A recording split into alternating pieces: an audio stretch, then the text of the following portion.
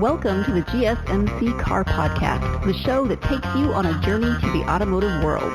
We talk about the latest news, from new makes and models to new technology to all of the must-have options available.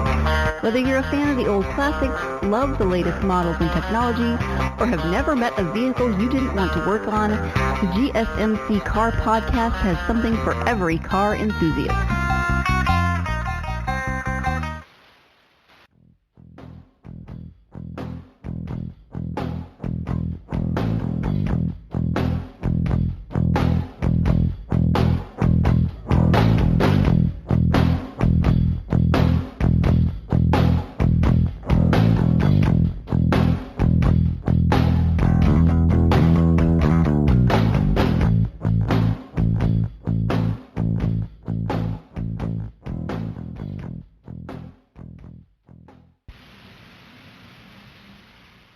Welcome to the GSMC Car Podcast, brought to you by the GSMC Podcast Network. I'm your host, David Lucy Mabel.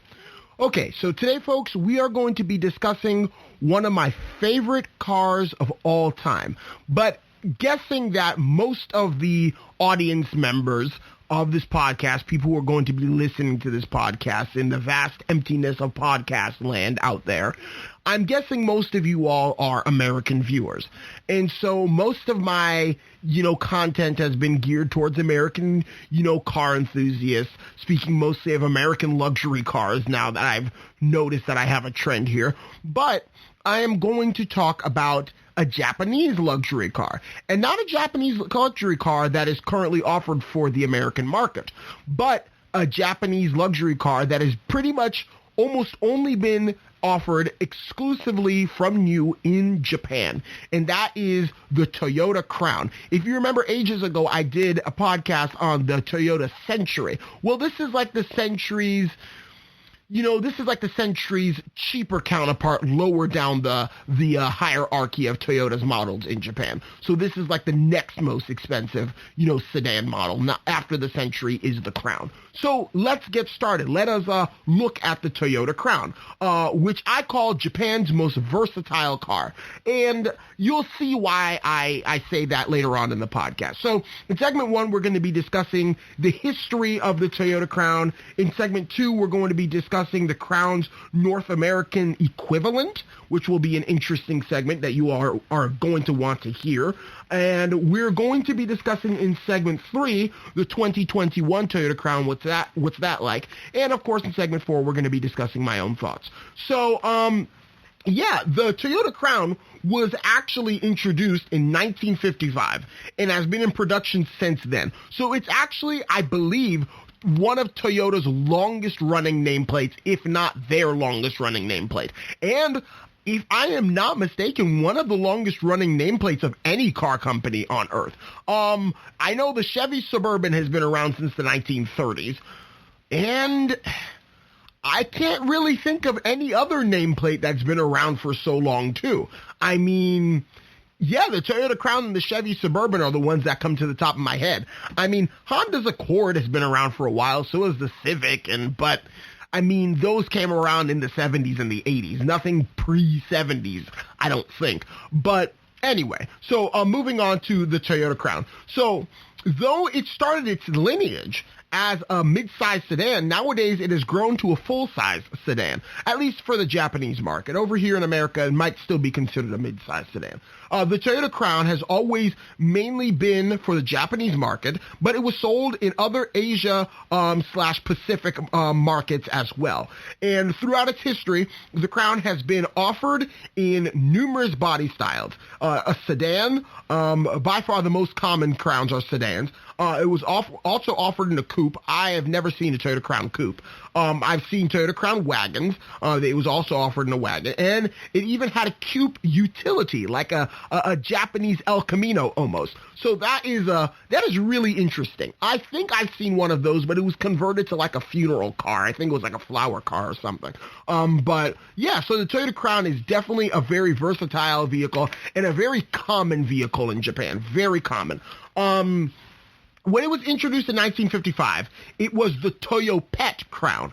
And they said that the reason why, at least one of the reasons why it seemed to have been a failure here in America, is because Americans didn't want something like a car with the word pet in its name. Something ridiculous. It was called the Toyopet Crown. And granted, Toyopet is a tacky name, but like, I don't see why that alone could have made Americans not to buy it. So I feel like there was something else there besides the fact that it was a Toyopet Crown. It was the 1950s, and this was a Japanese product, and like World War II is still very fresh in the minds of the American public.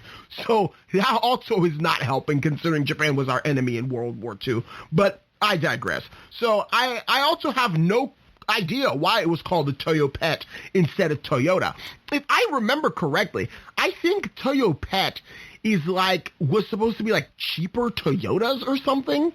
Kind of like Cadillac and LaSalle. LaSalle is just cheaper Cadillac.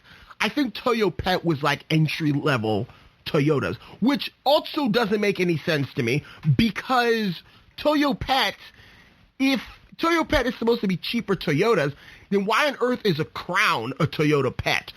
So, I mean, is a Toyopet, not a Toyota, because a Crown is a luxury sedan. But I don't know the difference between Toyopet and Toyota. I might have to do, a segment on a podcast on that later on. The Crown has two distinctions. It was the first Toyota vehicle to be exported to the United States in 1958, and it's the longest running Toyota nameplate. So yes, I was right about that. Historically, the Toyota Crown has competed against the Nissan Cedric, the Nissan Gloria, and the Nissan Fuga. The Honda Legend, which here in America is known as the Acura Legend, the defunct Mazda Luce, or Luce, I don't know how to pronounce that. I've never seen one. Never even heard of that before this. There was the defunct Isuzu Bel-El. Also have never heard of that.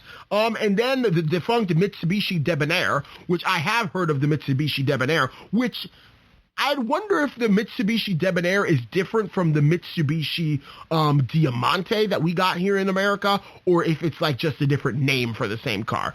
And the Toyota Crown is a popular used vehicle as a government vehicle over in Japan. They are mainly used as taxis and police cars. And, I guess it's almost like the Japanese equivalent of a Ford Panther platform, and due to the increasing prices of the Crown, the Toyota was I can't say this properly. I'm sorry, folks. I'm trying to read my notes here because I wrote this a few days ago in preparation to actually record it today, and I used this pen because I'm extra. I used this pen. It was a dip pen. I bought the pen in St. Augustine, and I had India ink. So I'm dipping it and writing it, and it's all in cursive, and it's difficult to read, and I should have thought about how difficult it was going to read. In retrospect, I probably shouldn't have written it like this. But anyways, this note is trying to say, due to the increasing prices of the Crown, Toyota spun off the model to the Toyota Comfort, or the Toyota Crown Comfort for the long wheelbase model, and it was aimed squarely at the taxi market. So if you look at Toyota, the Toyota taxis over in Japan are far and wide Toyota Crown Comfort taxis. And the thing is with Japanese vehicles is that some Japanese vehicles look very old, but they're actually very new. It's like the Japanese appreciate an old-fashioned design. For example, the Toyota Century, an early 2000s Toyota Century, late 90s Toyota Century, looks almost identical to a 70s Toyota Century. And it's like there's only been 3 generations of the Toyota Century, and they all look just like each other. Except the newest Toyota Century clearly looks more modern, but it still has the anachronistic trimmings of the old models. So it's the same thing with the Toyota Crown Comfort. The Toyota Crown Comfort, oh my goodness, I think, they stopped producing that thing in 2017, but they all look like 90s vehicles. It's just a very it's a very interesting sort of thing to go over to Japan and see some really new vehicles that look really old. Or like Mitsuoka is a Japanese automaker that takes like, I think, other products from like Nissan, I think, and then converts them to look older than they actually are because people like the retro look.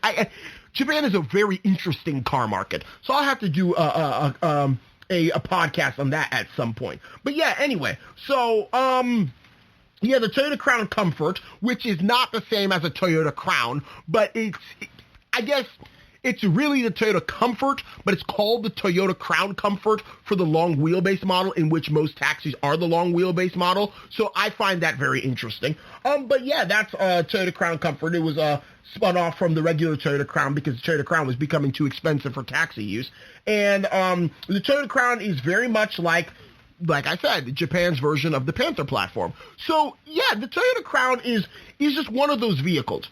I doubt a Japanese person would gawk over a Toyota Crown. It's like we see Ford Crown Victorias every day. Now we don't see them so much, at least here in Southwest Florida, we don't see them so much as police cars anymore. We see them more as retired police cars. But like we still see Ford Crown Victorias every day, or Ford Panther platforms every day. Like either a Ford Crown Victoria, a Lincoln Town Car, a Mercury Grand Marquis, and maybe on every once in a blue moon, you might see a Mercury Marauder. But, the Ford Panther platform is ubiquitous here in America. So, like, it's very interesting to see what that is like, but in a different culture, in a different car market. That it's not, it's obviously not the Ford Panther platform over in Japan. It's the Toyota Crown. Toyota Crowns are absolutely everywhere. Like, they are absolutely everywhere over in Japan. I mean, I cannot remember a single day in Japan that I did not see a Toyota Crown. Either a Toyota Crown Athlete, a Toyota Crown Royal Saloon, a Toyota Crown Comfort, a Toyota Crown Majesta. There's so many different vehicles with the moniker Toyota Crown on it. And I loved every single one of them. I loved the taxis. I loved the Royal Saloons that the old people drove. I loved the Toyota Crown Athlete. I loved the Toyota Crown station wagons. I loved, the new Toyota Crowns, the old Toyota Crowns, the Crown Majestas, which were like the more luxurious versions of the Toyota. I loved all of them. I loved all of them because they were just good-looking vehicles. They were just good-looking vehicles. They were classically designed, very subtle design, very elegant, if you will. It was just an elegant vehicle, and I love elegance in vehicles. And the thing is, it's a luxury car, and it's a simple but basic luxury car. It's not something that's going to have a bunch of techno-wizardry that's going to break like your Mercedes-Benz S-Class or anything of that sort. No, a Toyota Crown is, I can't say a poor man's luxury car because Toyota Crowns are not cheap, but Toyota Crowns are like a common person's luxury car in a sense. It's just like, it's an honest luxury car. It's not something that is unreliable and is you're going to spend so much damn money fixing. Like, no. That's not how a Toyota Crown is. Like, a Toyota Crown is a reliable vehicle. It's a good vehicle. It is not very flashy. It's like a Buick. That's what it's like. It's like a Buick. I know it's more so like the place it has in Japanese culture is like how we revere the Panther platform for being one of the most ubiquitous vehicles here in America. Well, the Toyota Crown is not like that. But the Toyota Crown, as far as the car itself, is a lot like a Buick.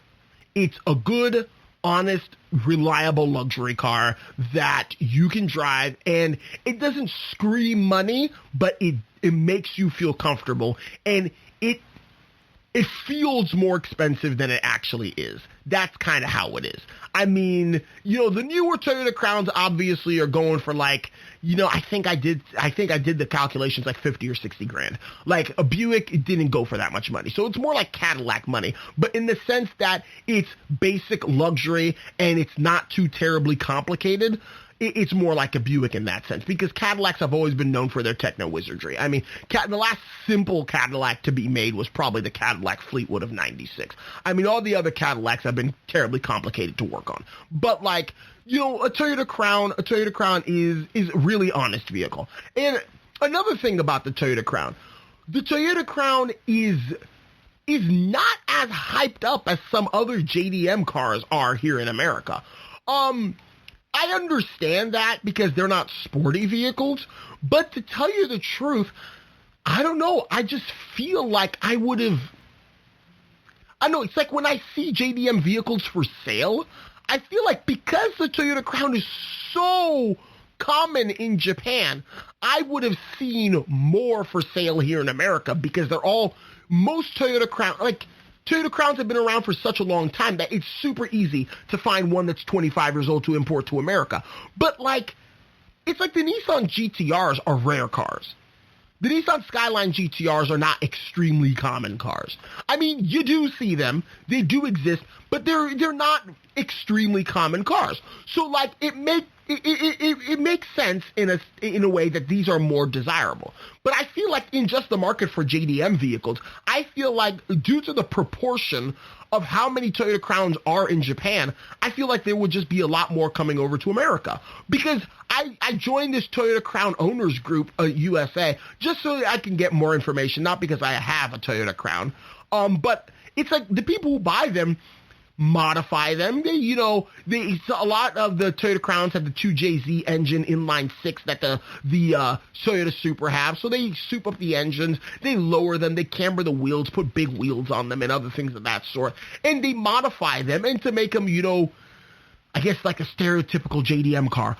But like, I find it interesting that there are not more Toyota Crowns for sale. Whenever I see, a website for JDM vehicles, it's your classic Nissan Skyline GTR, Nissan Skyline GTST. Maybe every once in a while you might get a Nissan Silvia in there. Or if it's going to be a Toyota, it's maybe a Toyota Supra.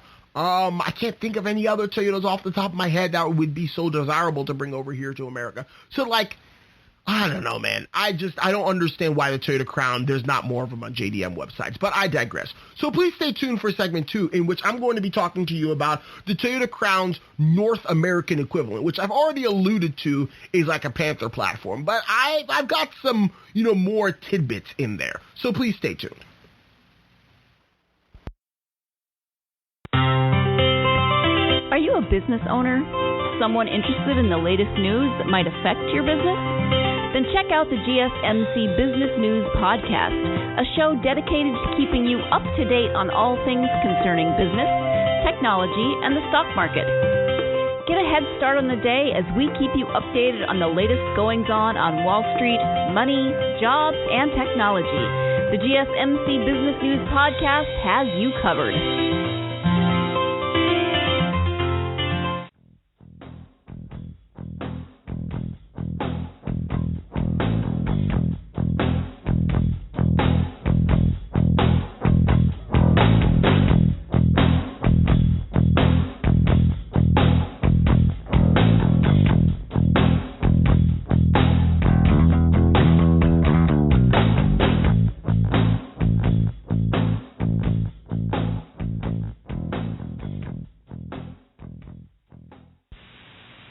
Okay, welcome back, folks. So in segment 1, we basically talked about the history of the Toyota Crown. So in segment 2, we're actually going to be talking about what is the Toyota Crown's North American equivalent, and what does that mean exactly? Because what I like to think of cars in terms of their place in the society.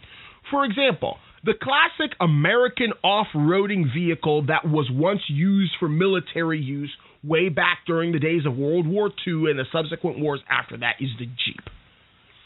But in Germany, they don't have Jeeps. So what is the German Jeep? The German Jeep is the Mercedes-Benz G-Wagon. Well, what's the Japanese Jeep? Because obviously in Japan, they didn't have Jeeps. So what was the Japanese Jeep? It's the Toyota Land Cruiser. So I like to think of what different cars in different markets fulfill what market segment do they fulfill? And the market segment that, the Toyota Crown fulfills is basically a common luxury car. That's basically what it is. It's not an extremely expensive luxury car. It's I wouldn't say even an entry-level luxury car. It's not entry-level, but it is a common luxury car. And that's kind of, the role that it fulfills. So that's what I like to think of it. Common luxury car over in Japan, common luxury car here in America, Lincoln Town Car. Lincoln Town Car. You think of American luxury car, Lincoln Town Car. There are more Lincoln Town cars than probably any other sort of American-built luxury sedans on the road. There are tons of Cadillac DeVilles, but Lincoln Town cars have always lasted a lot longer than the DeVille. So Lincoln Town cars are everywhere. If you don't live in a place where there are absolutely no cars, if you're not Amish, in which even the Amish can't go a day really without seeing a car. So unless you live under a rock in the middle of the Rocky Mountains, you're going to see a Ford Panther platform. You're going to see a Lincoln Town car if you go out. You're just going to see one. Be it in limousine form, be it in hearse form, be it in regular civilian form, 4 doors and a trunk.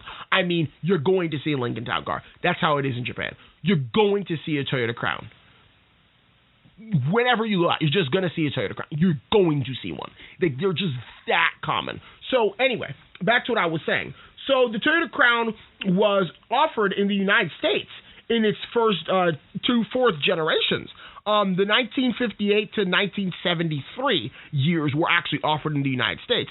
It was then replaced by the Toyota Corona Mark II, which was then renamed to the Cressida, which was replaced by the Avalon. So the family history of the Toyota Crown, at least here in America, is Toyota Crown, Toyota Corona Mark II, Toyota Cressida, and then Toyota Avalon. And now, you notice a shift there. The Toyota Avalon is a front-wheel drive car. The Cressida is a rear-wheel drive car. So here we have, it's like the Japanese basically imitated what was going on in America at the time the Avalon came about. The Avalon probably started development realistically in the late 1980s and came out for the 1993 model year, I believe. Well, right around that same time, albeit a bit late to the game, a lot of, American companies were switching over their flagships to front-wheel drive. So Toyota's flagship sedan was the Avalon, was the Cressida, and then they replaced the Cressida by a front-wheel drive, car that fit into the same segment called the Avalon. So it's like Cadillac's DeVille went from being rear-wheel drive in the 70s to front-wheel drive in the mid-80s. The same thing happened to Toyota. Their flagship was rear-wheel drive all through the 80s, really, and into the early 90s, and then in the early 90s, then they switched over to front-wheel drive for their flagship sedan. So it was basically imitating what was going on in the American market. But that's the Avalon. I'm talking about the Crown here. So where are the Crown and the Avalon related at any point? It's a question of market segment. As for the market segment, the Avalon is the Crown's direct North American counterpart. What is the flagship sedan the flagship sedan in Japan? Flagship sedan in Japan for Toyota is the Toyota Crown.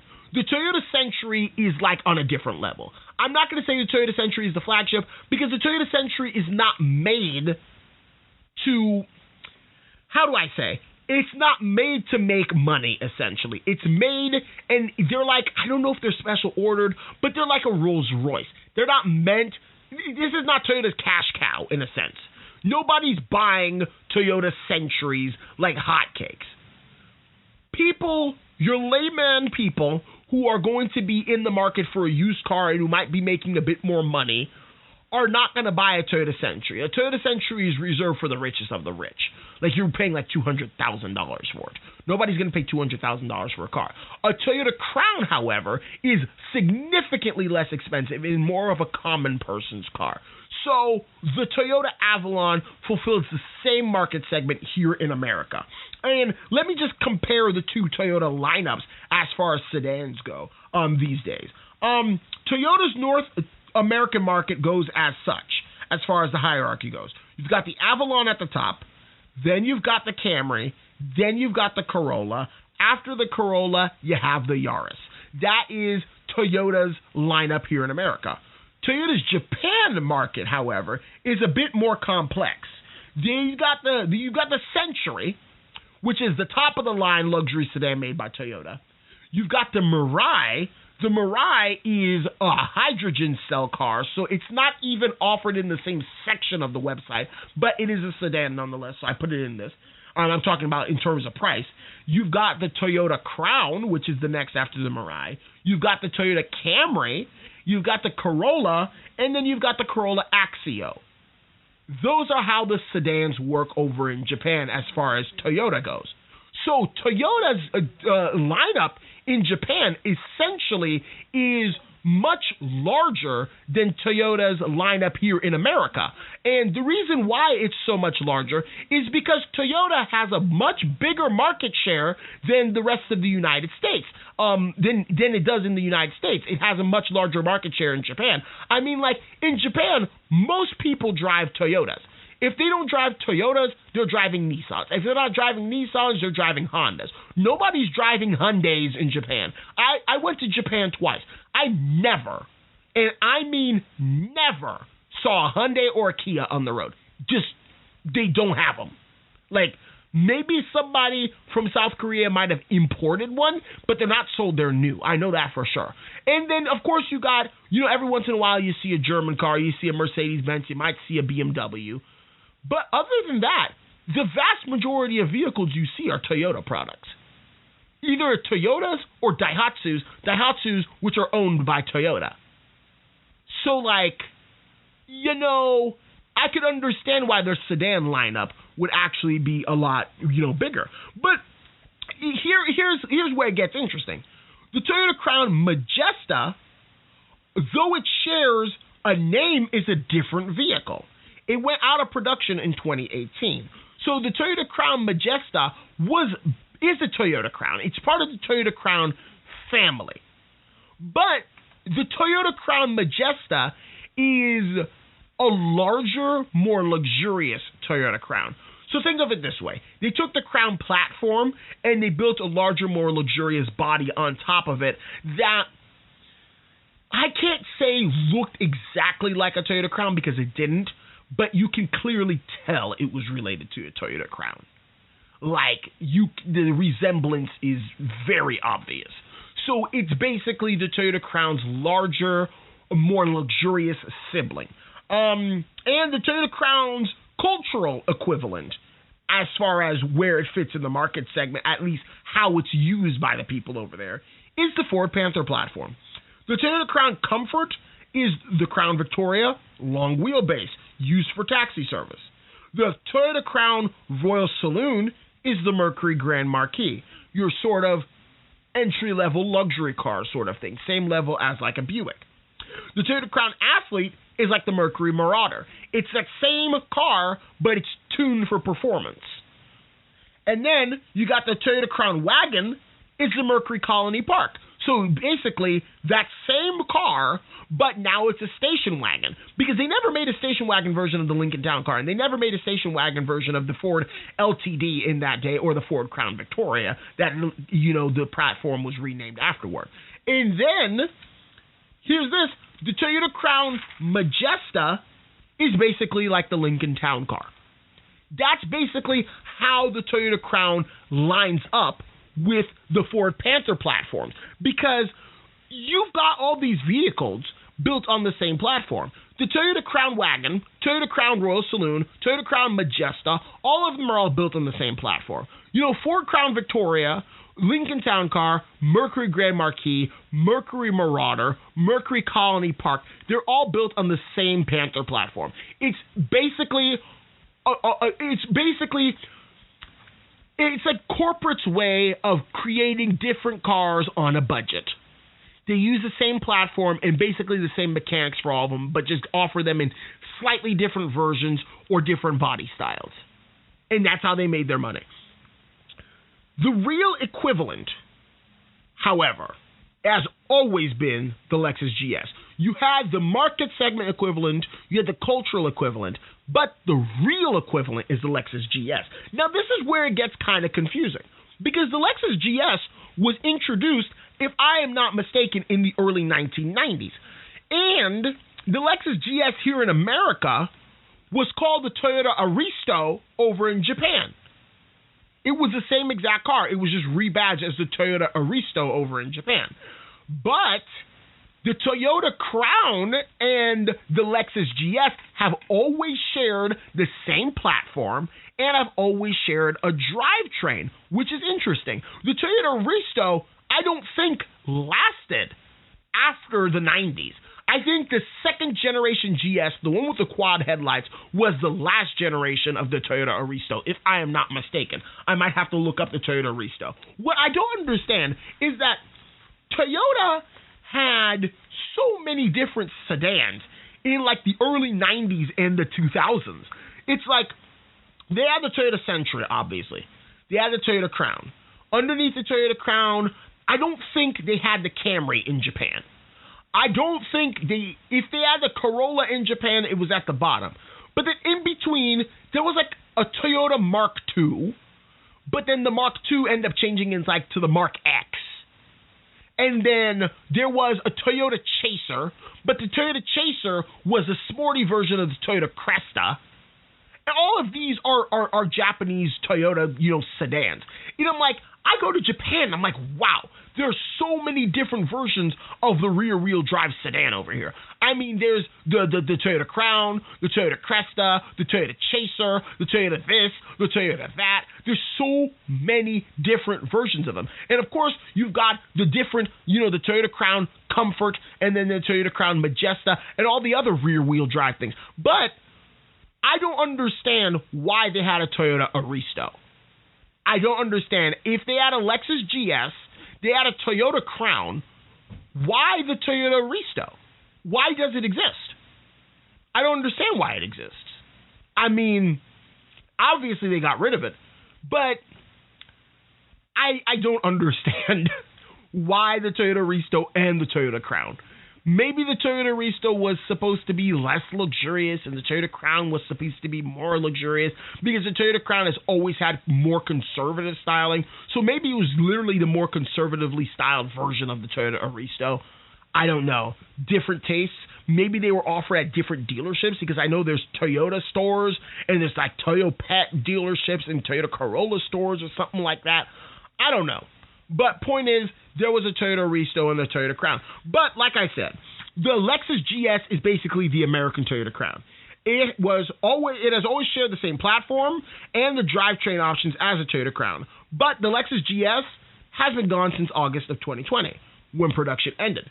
The Lexus GS ended up dying off, and its last generation actually used the new Toyota N platform, whereas the Toyota Crown was still using and is still using the older version of the Toyota N platform. I don't know why they decided to change platforms I guess at the end of the GS's run, but they did decide to change platforms at the end of GS's run. So that's what ended up happening to the Lexus GS, which is basically always been our version of the Toyota Crown. Do I like the Toyota Crown better than Lexus GS? Absolutely. I think the fact that it's a Toyota Crown, it wasn't offered in America, it's exotic. And the styling, I like the styling better. The Lexus GS just, I don't know.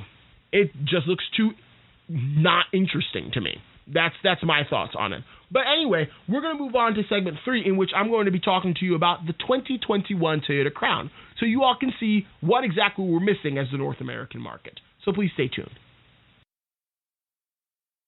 Tired of searching the vast jungle of podcasts? Now listen close and hear this out. There's a podcast network that covers just about everything that you've been searching. Hey! The Golden State Media Concepts Podcast Network is here.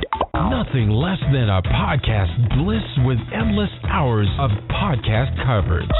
From news, sports, music, fashion, cooking, entertainment, fantasy, football, and so much more. So stop lurking around and go straight out to the Golden State Media Concepts Podcast Network.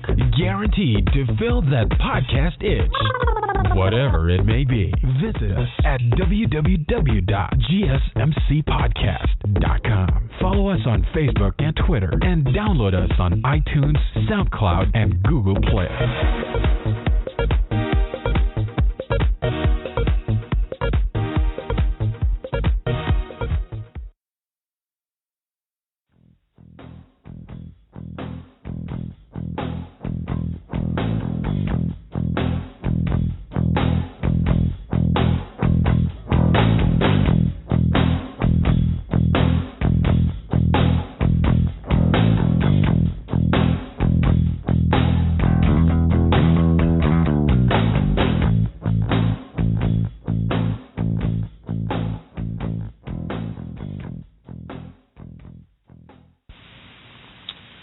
Alrighty, welcome back, folks. So we discussed the history of the Toyota Crown. We discussed what its equivalent in the North American market is. Now we're going to be discussing the 2021 Toyota Crown. What is it like? Because I tend to talk about older vehicles that have already been around for 15, 20 years. But now I'm going to talk about the 2021 Toyota Crown. So the pricing is 4,899,000 yen. Don't be surprised when you hear, millions, because basically a dollar is 100 yen, essentially. But that boils down. The pricing is 4,899,000 yen to 7,393,000 yen. So a huge price difference here. So that means there's lots of different versions and lots of different options you could add to your Toyota Crown, which basically boils down to $44,970.53 to $67,864.29 in American money, per the current conversion rate, of course. It is either rear-wheel drive or four-wheel drive. I don't know if that got lost in translation or if it's actually four-wheel drive instead of all-wheel drive, because there is a difference between all-wheel drive and four-wheel drive. Four-wheel drive, to my understanding at least, switches off. So sometimes you're rear-wheel drive, sometimes all four wheels are receiving power, sometimes three. It's like all four wheels are capable of receiving power, whereas all-wheel drive is like all four wheels are capable of receiving power and they are always receiving power, not so much with four-wheel drive. It has an i4 engine, two different versions of the i4 engine. You can get a 2-liter version or you can get a 2.5-liter version, and I believe the 2.5-liter version is the hybrid version, or you can get a hybrid V6, which is 3.5 liters. There is transmission options. There's an 8-speed automatic for the 2-liter that makes and the 2-liter engine makes 241 horsepower. There is a CVT automatic only for the 2.5-liter hybrid, which makes 223 horsepower, not 2.23. That would be rather unfortunate. And there is a 10-speed multi-stage hybrid system automatic transmission, which I have no earthly clue what that means, for the 3.5-liter hybrid, which makes 354 horsepower. So, if the GS has ceased production, will Toyota bring the Crown to America to replace it? Most likely not. And of course, the reason why it's most likely not is because, well, we're in a season now that people don't want to buy cars anymore. That's the sad reality. And of course, before this one, this podcast isn't up yet, but before this one, I did a podcast on enthusiast cars, whether they are a dying breed. And I will say enthusiast cars are a dying breed. Yeah, they're enthusiast crossovers. You can get a Porsche crossover. You can get like a Jeep Trackhawk or something. I mean, those are enthusiast, oriented vehicles. But as far as a bona fide enthusiast car, like a coupe or something, I mean, the only one you can get in America right now that I can think of is probably a Mustang or a Camaro. I mean, you probably can't get any other sort of enthusiast vehicle here in America. It's just so difficult to find, which to me is genuinely saddening. And I'm going to tell you why it's genuinely saddening. Is because things like the Toyota Crown don't have a market here in America. And I suspect the reason why the Lexus GS left is because people are just not interested in sporty cars. They want sporty crossovers. They want, muscle cars, but not like your regular sporty car. And the Toyota Crown, being luxurious, is also sporty. It's rear-wheel drive. It has the sport credentials to qualify it as a bona fide sport luxury sedan. And it just doesn't have the cachet of a crossover, which irritates me. Why do people need crossovers all the time? What's so special about a crossover? Like, what gets me? I have to take a moment to just unwind about this.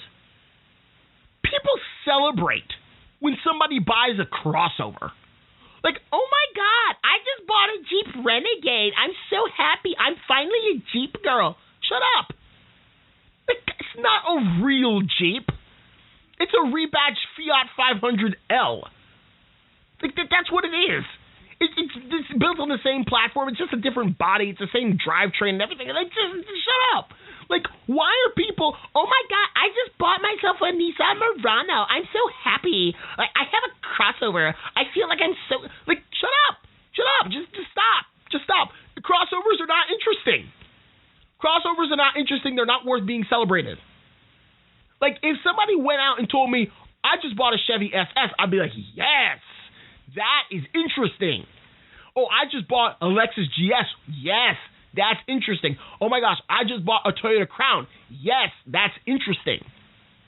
Especially a Toyota Crown in America, because you can't get them here new. But, like, people celebrate over crossovers. And it's this celebration over crossovers, this hype over crossovers, this change in tastes towards crossovers. That's why things like the Lexus GS die. And that's why the thing like the Toyota Crown does not have a hope of coming to America. And it seems so final, in which it is. And, like, I don't see if Toyota will ever discontinue the Crown name. But I saw a Toyota Crown crossover, like, rendering on, I think, the Toyota Crown owner's page. And, like, it was saddening. Even things like the Toyota Crown are wanting to be, relaunched as a crossover. That's just so, it's so disheartening. It's so disheartening that everybody just wants a crossover. So automakers are going to give them what they want, a crossover. In which I don't blame the automakers because they're trying to make money. But, like, I don't know, man. That just saddens me. I don't like the fact that crossovers are taking over, so things like the Lexus GS have to die. And, of course, Toyota's not going to bring the Toyota Crown over here in America because they brought it way over in 1958 to 1973. It didn't sell very well. But the Toyota Crown today, that they have today, honestly, part of me feels like it would be able to compete here in America. The Toyota Crown could compete against the likes of, like, the Genesis G80 or something. Or the Genesis G70. I mean, yeah, we already have Lexus, but Lexus doesn't have a GS anymore. If you couldn't bring over the Toyota Crown and call it that, at least bring it over and call it a Lexus GS. And then, it could even follow the narrative. Like, oh my gosh, this car used to be a gas car, but now it's a hybrid vehicle. So I now introduce to you the all-new Lexus GS hybrid. Yeah, and so instead of the Lexus GS being away forever, just advertise it as a hybrid. Because the Toyota Crown is a hybrid. And, well, the Lexus GS, as far as I'm concerned, was never a hybrid. So if you advertise it as a hybrid, and then you could be like, yeah, we took a year off so we can, reformulate our engineering to make the Lexus GS better to serve you and the environment while not sacrificing speed. Like, that's a perfect advertisement. And you could just bring over the Toyota Crown exactly how it is and slap a Lexus badge on there, and people would buy it. I bet you people would buy it. Why couldn't they buy, the one before? People probably didn't know. But people are going to, buy a Toyota Crown, Comfort or a Toyota Crown Royal Saloon or whatever they decide to name the Toyota Crown if it comes to, America. Like, people will buy it. You just have to give them incentive to buy it. But I guess all of that is wishful thinking. Over in Europe, the GS has already been replaced by the ES. So that's just another plague of a rear-wheel drive car being replaced by a front-wheel drive car. Because it's like the American car market is running out of options. They're switching everything to crossovers. And it seems like, in this case, this was the European market. It seems like the European market is getting ready to do that too. The lack of demand for cars has led Toyota to discontinue the GS. It would make no financial issue or no financial sense, my goodness, I can't even read my own handwriting, no financial sense to create a new sedan for Lexus.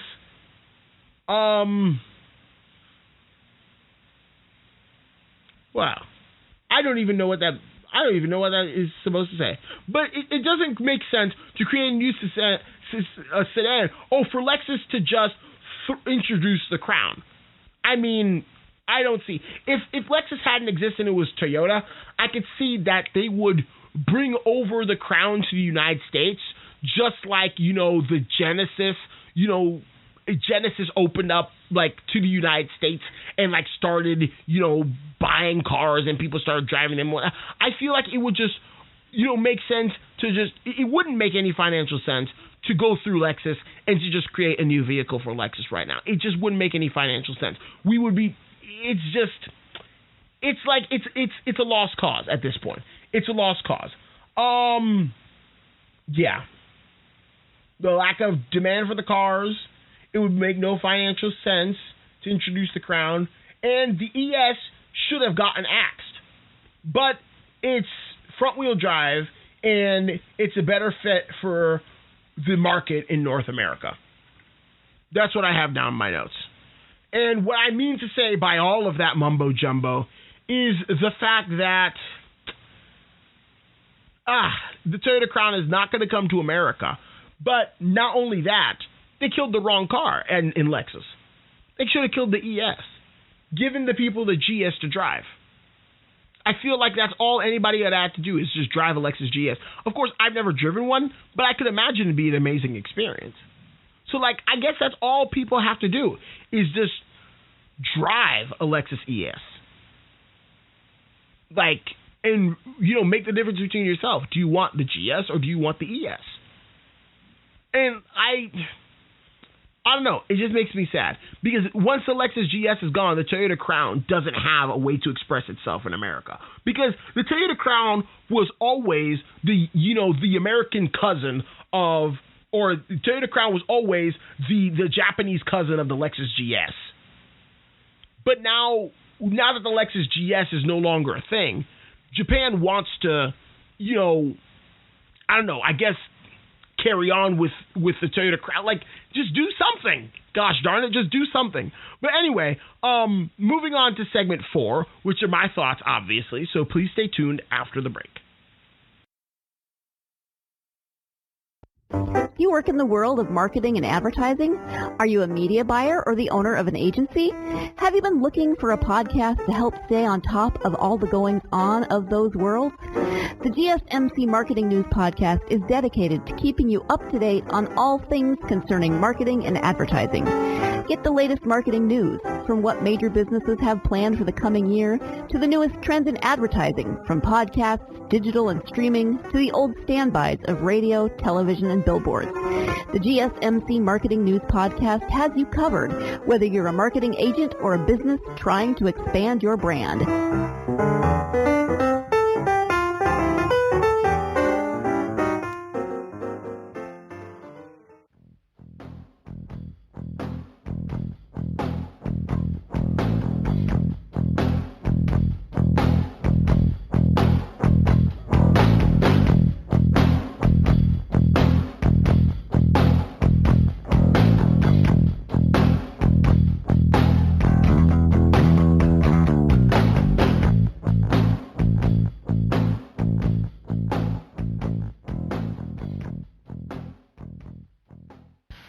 All right, welcome back, folks. So we've basically discussed everything there is to discuss about the Toyota Crown. We discussed the history, we discussed what the North American equivalent was, and we discussed the 2021 Toyota Crown, some of its specifications. We didn't go too much in depth. And we discussed what's the possibility now with the discontinuation of the GS that, you know, America is going to bring back the GS as a hybrid because the new Toyota Crown is a hybrid, or if they're just going to bring the Toyota Crown to America. I end up concluding that no, it's not going to end up happening, even though it should. But here are my thoughts on the Toyota Crown. Like I said, I love the Toyota Crown. I've always loved it. I mean, I love one every time I see it. I don't care what year it is. It's an awesome car. And that's my sort of car. Something that is luxurious and that is, I guess it would be unique to me here in America. It wouldn't be so unique in Japan. But something that is luxurious and something that is well built and something that's reliable, in which the Toyota Crown is all three of those things. I actually am considering buying a 1995 Toyota Crown Majesta. Like I said, I started this new job. I want to take out a car loan and buy something interesting. I don't know exactly how that works, if I'm going to have to buy the car cash or if I'm going to get the loan and then they'll give me a check or something. I don't know. But there's this guy in the Orlando area who is selling a Toyota Crown Majesta here in the United States. And I want to buy it from him. I have been figuring out what I want my next car to be for a very, very, very long time. And I think I want it to be either a Mercedes-Benz E-Class wagon, a Jaguar S-Type, or a Toyota Crown Majesta. And I am willing to do what it takes to save money and to buy a Toyota Crown Majesta. I want something interesting. I want something unique. I want something very regal looking. I want something luxurious. And I want something reliable. And this 1995 Toyota Crown Majesta that I've been looking at, you know, obviously would have had to be imported to America this year. Or last year, actually. At least within the past 2 years, because it's a 95 model. So it's still pretty much on the newer end of imported vehicles. But not only that, what it is the fact that this thing is almost brand spanking new. I mean, it only has like 23,000 miles on it. 23,000 miles for a Toyota Supra engine, a 2JZ, is absolutely nothing. Those things are bulletproof. And not only are they bulletproof, they're very friendly to modifications. Of course, I don't think I would modify it. I'm not a gearhead in that sort of sense. And I want the car to be more for luxury than anything. But that's also a factor in why I want it so bad, is because it's so low mileage. I mean, it's going to be a reliable vehicle no matter how you slice it. The styling of the Toyota Crown is nice and conservative. I appreciate nice and conservative styling. And it almost, the Toyota Crown Majesta I'm speaking of, but the Toyota Crowns from the early 2000s, late 90s, mid-90s, they're almost like the Mercedes-Benzes of the era. The Mercedes-Benzes of the era, of the sedans at least. The E-Class probably had the most radical design, which was mostly rounded square shapes, but then all of a sudden you had these round quad headlights in the front, which that design, to my knowledge, at least to my opinion, I should say, looked very, very good. But it broke away from traditional Mercedes-Benz styling. What I'm trying to get at is that the Toyota Crown from this period almost seems Mercedes-Benz-esque. There's something about it. It looks like it feels tight. Like, how do I put it? It's like German cars feel tight when you drive them. They feel well built. They feel solid. It looks like it feels that way. I've never driven one. I've never even been driven in one. But it looks like it feels that way. And an American car from that time period doesn't look like it. It's hard to explain. It doesn't look like it's built well. It doesn't look like it's going to withstand anything and that's super durable and it stand the test of time like a Mercedes-Benz S-Class. But the Toyota Crown Majesta does. It has that stately presence to it. And that's what I really appreciate about it. I appreciate the Toyota Crown very, very, very much, because the Toyota Crown is... I saw the posting, and I showed it to my dad, and I was like, this is like a Japanese S-Class. It's like a Japanese S-Class, a Toyota Crown. Maybe more in the price range of an E-Class, but it's like a Japanese S-Class, Toyota Crown Majesta in this case. I think it's absolutely gorgeous, and it's amazing. And the styling just makes me like it even more. It's not so overly done to the point where everybody's going to be staring at you. And the car ages a lot better when the design is kept subtle. It's like, think about the Lexus LS400 versus the first Infiniti Q45 or whatever it was called. The first Infiniti Q45 had this really weird looking front end. It had two headlights. It had a grille that was in the bottom bumper, not, between the headlights or anything. And it had this badge in the middle. And it just looked weird. But the Lexus LS400 of that same time period looked gorgeous. Well, now, take it this way and basically apply it to the Toyota Crown. The Toyota Crown, because it was such a subtle design, is able to clean up real nice and to hold its own in modern car world, because not only is it there as like a vehicle, but like it's conservatively styled. It's just, I don't know, there's something about the Toyota Crown. And not to mention that it has the 2JZ Supra engine in it, which is very favorable to boost and very favorable to all sorts of other modifications, turbos, superchargers, turbo, all of those things that you can think of when modifying an engine. The 2JZ can handle it, and that is in a stuffy, conservative, Japanese luxury vehicle.